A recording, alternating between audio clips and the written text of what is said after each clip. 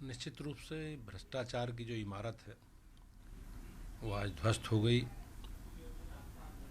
और जिस प्रकार से लोगों ने अनैतिक रूप से संपत्ति अर्जित की हैं, इस तरह के अवैध निर्माण कराए हैं, उसके लिए एक संदेश है ये कि सरकार सबके खिलाफ विधि सम्मत कार्रवाई करेगी। माननीय सुप्रीम कोर्ट के आदेश पर यह कार्रवाई हुई है, तो एक अच्छा संदेश है। कह सकता हूँ कि भ्रष्टाचार के खिलाफ एक कठोर कार्रवाई है और हमें इससे सबक लेना चाहिए। नहीं, ये तत्कालीन जो भी सरकारें रही होंगी उस समय जो एनओसी वगैरह जो भवन निर्माण के लिए जो कानून होंगे उसके लिए लोगों ने उसका पालन नहीं किया, एक अवैध इतनी बड़ी बिल्डिंग का कंस्ट्रक्शन निर्माण हुआ, तो जवाब तो देना पड़ेगा। तत्कालीन लोगों को जवाब निश्चित रूप से देना पड़ेगा। और ये भ्रष्टाचार की इमारत थी, भ्रष्टाचार का इमारत पर कार्रवाई हुई है, जब वो दमीदोज हुई है, मैं उसका स्वागत करता हूँ। और इस तरह के अवैध निर्माण पर सरकार संकल्पित है। हम लोग सब मिलकर माननीय मुख्यमंत्री जी के नेतृत्व में कार्रवाई हम लोग कर रहे हैं। निश्चित रूप से जब इस कालखंड में ये सब निर्माण हुआ है तो तत्कालीन जो भी सरकार है या अथॉरिटी है उसे जवाब, अधिकारी हैं उस समय उन्हें जवाब देना चाहिए। और मैं निश्चित रूप से कहता हूं कि इस तरह के जो अवैध निर्माण हुए हैं उसमें सरकारी संरक्षण में हुए हैं, सत्तारूढ़ दल के संरक्षण में हुए हैं और सरकार से जुड़े लोग इन सब अनैतिक कामों में शामिल हैं।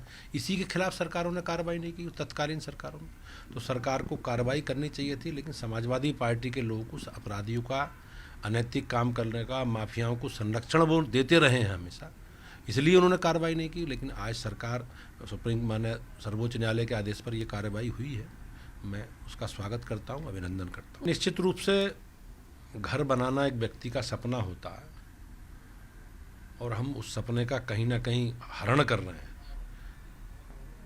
और सरकार का जो भी संवैधानिक संस्थाएं हैं इस सब विषयों के लिए, उनको बहुत गंभीरता से इस पर काम करना चाहिए।